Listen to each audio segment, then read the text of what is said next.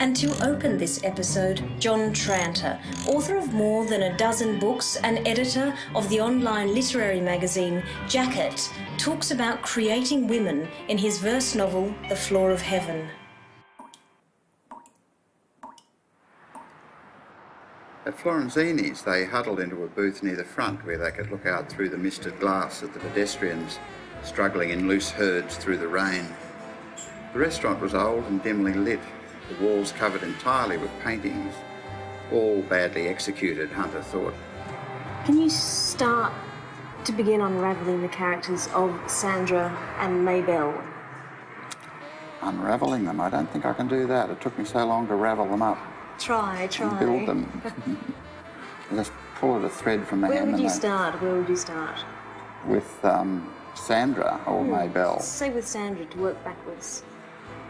I don't know, because Sandra just occurred to me as she was. I knew... Fully formed. Fully formed, pretty much. I just had to pick a colour for her cardigan and hair and things, but she was pretty well... That's what I was going to ask. Was it with the making of the costumes? Something like that, yeah. That seemed to round it out a bit, although the costumes were there partly to soften the effect, because she seemed to be quite a strong, masculine woman, and in fact one of the characters, in fact the narrator of that story, said that she does something vaguely masculine, town planning or architecture or building or something.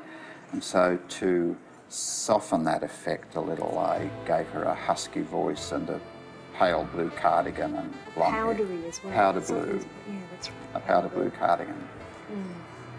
And she has a makeup purse that she snaps shut. Yeah, you invent these people because you'd almost like them to be real, that you could meet them. But does inventing them also, I suppose, it reflect your want not to be a psychiatrist or understand the psychology of people, but is it something to do that your characters essentially make you see through other people? I guess the structure of the book was rather like a talking therapy group where you have a group of people who explain their lives to the others in the group. And I guess there's a kind of psychiatric background to that somewhere. I have a degree in psychology and I'm interested in psychiatry and psychology. But also that's really a literary device that goes back to Chaucer, or even beyond that, back to the ancient Greeks and Romans, where people sit around and tell stories. Sandra's a fairly important character in the book, and in that particular poem, Breathless. Each of the characters has a different role to play in moving the story along, and also in interacting with each other. There's a kind of a dialogue going through all the way through there, but Sandra has a kind of an aria of her own. She tells her own story. It's her story. In fact, the whole book is really people telling stories about things that matter to them. And I think when I invented Sandra, I was trying to invent someone I wanted to meet or I would like to know, rather than basing it on someone I already knew. When I think of Sandra, I think of her character and the way she talks and the fact that she was wearing a pale blue cardigan, rather than the fact that she might have killed somebody during the story. And I guess that's a little bit strange, isn't it? With someone like Sandra, what was, I suppose, the most difficult aspect of her to communicate through the story or the writing? Was it her vulnerability? Was it her blushing? What parts of her? I guess the hard thing was to build up a believable person behind the writing of the character. But I think the link between the character you invent and the person you imagine behind that character is what's hardest to get right. You want the two to fit almost completely. You talk about believability, then what about someone like Maybell? Will we sort of enter this humorous science fiction scape, I suppose, of... Maybell is a bit crazy, isn't she? And Maybell, 2 or 3 times a day you'd catch her with her head tilted on one side like a bird, listening. "How are things, Maybell?" I said once, and she answered, "I'm listening to the voices in the radio. They're speaking to me, not to you, so get lost." One time from the washing machine she heard them. One time in her jaw she cried out and said, "My teeth are buzzing, stop it." And it was them again, talking from a filling in her tooth, babbling and chattering through the static with baleful messages and weird instructions. But there are people like that out there. I mean, and Maybell is perhaps a bit of a loose, but she doesn't think that she is, and so for that reason she isn't really. I mean, she's full of energy and she does things that are important to her all the time. And now when you go back and read about them, do they still interest you as much? Do you still find Maybell, for example, as crazy? Yeah, she still is crazy. I find them interesting to go back and look at them. I sometimes wonder how I invented them all. And I actually learnt about them from themselves in a funny sort of way.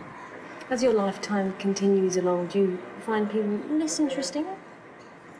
I don't make as many new friends now as I used to. I think when you're very young you make hundreds of new friends because you have no real judgment of human nature based on long experience as you do when you have more longer experience with people. And as you get older it's harder to make new friends because you get more judgmental about people and you can also see through them a lot more easily. Have you thought much or played with the concept of the Muse? I sometimes think the idea of the Muse comes from that urge that young men have to impress women they wish to impress. You fall in love with a beautiful young woman, you think, what can I do to impress her? I know, I'll write a poem. So you write a poem and give it to her as a present. And it also goes back to the ancient Greeks, I guess, who believed that poets were inspired to write, and inspired means to be breathed into by a god or some spiritual figure or other. So that you had to be inspired to write really great poetry. I guess the same wouldn't apply to lawmakers or speech makers, but even there you have the idea of inspiration. Do you think sort of the reverse of that?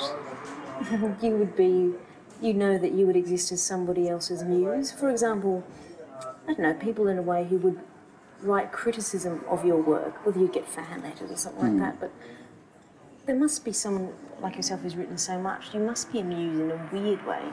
It's a very weird way.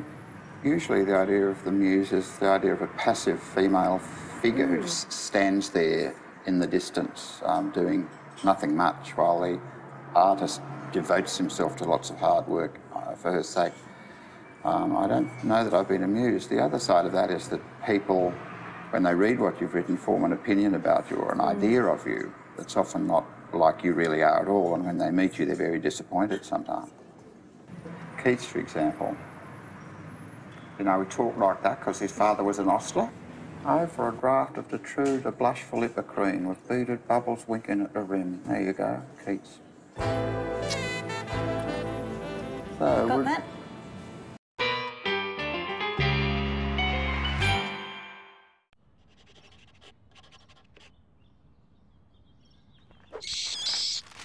Red